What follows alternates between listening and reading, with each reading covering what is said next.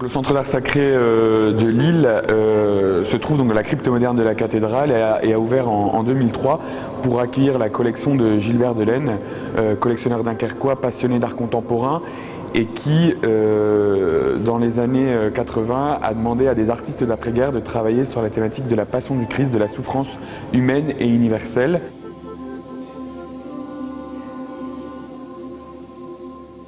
Donc voilà, depuis 3 ans, le Centre d'art sacré, dans le cadre de ce festival des Nuits de la Crypte, de cet événement culturel métropolitain qui a toujours lieu autour de la Semaine Sainte, invite donc des artistes à travailler, une dizaine d'artistes à travailler sur cette thématique de la passion du Christ, des artistes étant athées, agnostiques ou croyants.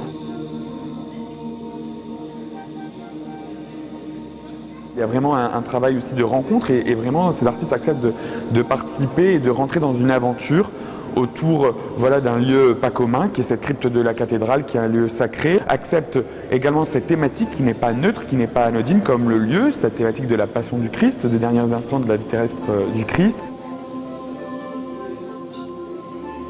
L'intérêt, le caractère unique et intéressant de cette aventure et de ce festival, c'est d'accepter de ne pas trop maîtriser, d'accepter qu'il y ait,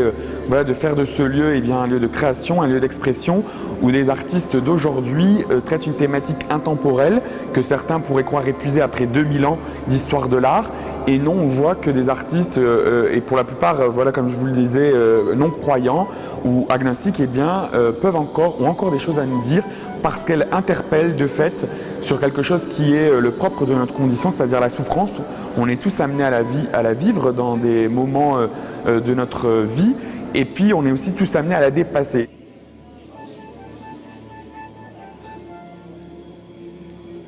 La diversité de la rencontre fait qu'il y a également une diversité des arts plastiques qui sont réunis dans l'exposition ici Transfiguré 2, deuxième édition. Il y a donc de la sculpture, il y a de l'huile sur toile, il y a des œuvres qui sont plutôt sur la technique du dessin, il y a du feutre aquarelle, il y a une projection numérique d'une œuvre digitale, il y a une œuvre également au niveau technique qui est intéressante parce qu'elle est unique en son genre. Une artiste a travaillé à partir d'imagerie médicale et d'impression, après avoir travaillé sur des imageries médicales avec un logiciel, a imprimé sur des feuilles métalliques, du papier métallisé qui est utilisé habituellement dans l'orfèvrerie.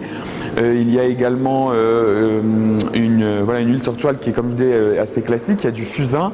Donc vraiment, on a cette chance aussi et cette multiplicité, si je puis dire, des techniques qui fait que,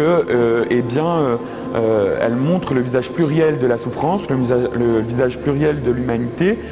ici autour du Christ, et aussi la diversité dans les techniques d'art.